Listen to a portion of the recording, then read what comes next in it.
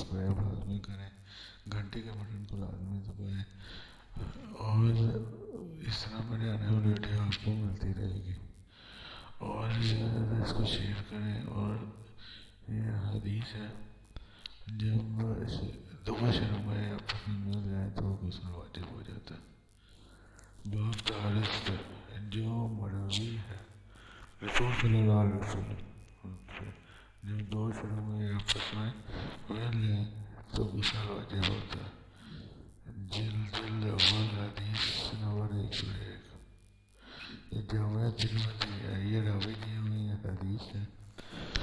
یہ جب پھر انہوں نے راوی کے بارے میں بتایا ہے جن سے حدیث سنی ہے حضرت عائشہ رضی اللہ عنہ سے، پھر حضرت عائشہ رضی اللہ عنہ کو بتایا کہ اگر دو شرمگاہیں آپس میں مل جائے تو غسل واجب ہو جاتا ہے۔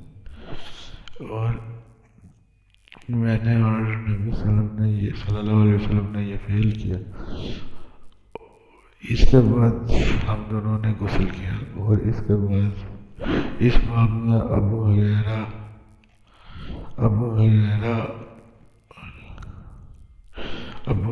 اور عبداللہ بن عمر اور رافع بن خدیج سے یہ نقل کیا ہے اس باب میں کہ اس بارے میں کہ منی سے غسل فرض ہوتا ہے۔ جلد اول حدیث 103۔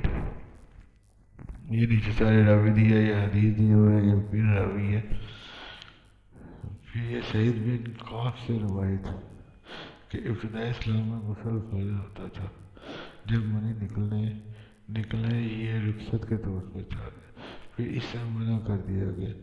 احمد منی ابن مبارک سے، معمر سے، اور پھر وہ زہری سے اسی سند سے اسی حدیث کی مطابق روایت نقل کرتے ہیں۔ ابو عیسیٰ کہتے ہیں یہ حدیث حسن صحیح ہے۔ غسل واجب ہونے کے لیے نزال کا ہونا ضروری تھا، ابتدائی اسلام میں پھر منسوخ ہو گیا۔ اسی طرح کئی صحابہ نے روایت کی جن میں ابھی کعب اور رافع بن خدیج بھی شامل ہیں۔ اکثر اہل علم کا اس پر عمل ہے۔ اگر کوئی آدمی اپنی بیوی سے جماع کرے، میل ملاپ کرے،